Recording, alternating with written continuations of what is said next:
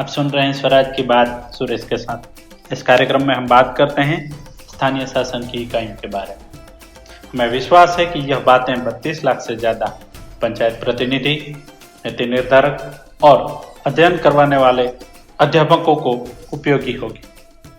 इस एपिसोड में हम बात करेंगे 73वें संशोधन के कुछ प्रमुख प्रावधान।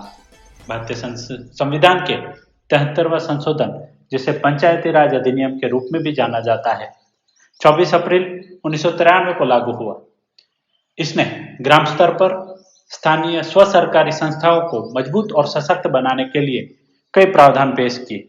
इस लोकतांत्रिक भागीदारी और सत्ता का विकेंद्रीकरण सुनिश्चित करना शामिल था।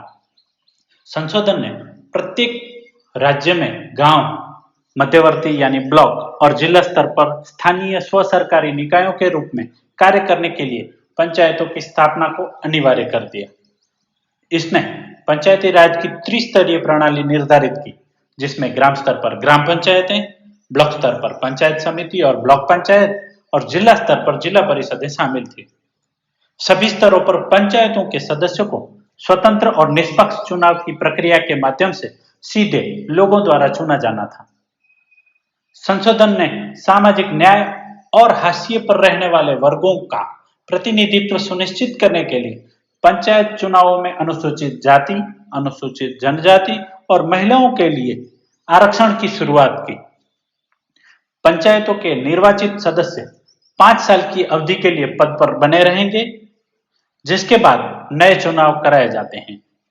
प्रत्येक राज्य को निष्पक्ष रूप से पंचायत चुनाव कराने के लिए एक राज्य चुनाव आयोग की स्थापना करना आवश्यक है। संशोधन में राज्य सरकार और पंचायतों के बीच वित्तीय संसाधनों के वितरण की सिफारिश करने के लिए राज्य वित्त आयोग की स्थापना करने का प्रावधान किया गया है। इसमें पंचायतों के कार्यों, शक्तियों और जिम्मेदारियों को रेखांकित किया गया, जिससे उन्हें स्थानीय स्तर पर विभिन्न विकास कार्यक्रमों और कल्याणकारी योजनाओं की योजना बनाने और उन्हें लागू करने में सक्षम बनाया गया। संशोधन का उद्देश्य पंचायतों को शक्तियां और जिम्मेदारियां सौंपना, विकेंद्रित शासन और निर्णय लेने में अधिक स्वायत्तता सुनिश्चित करना है। संशोधन में ग्राम सभा को पंचायती राज की नींव के रूप में मान्यता दी। इसे विभिन्न विकास गतिविधियों की योजना और कार्यान्वयन में भाग लेने के अधिकार के साथ सशक्त बनाया।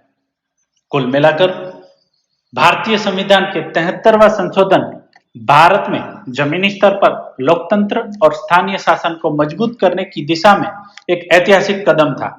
इसका उद्देश्य सरकार को लोगों के करीब लाना, सामुदायिक भागीदारी को बढ़ावा देना और ग्रामीण स्तर पर समावेशी और सतत विकास को बढ़ावा देना है।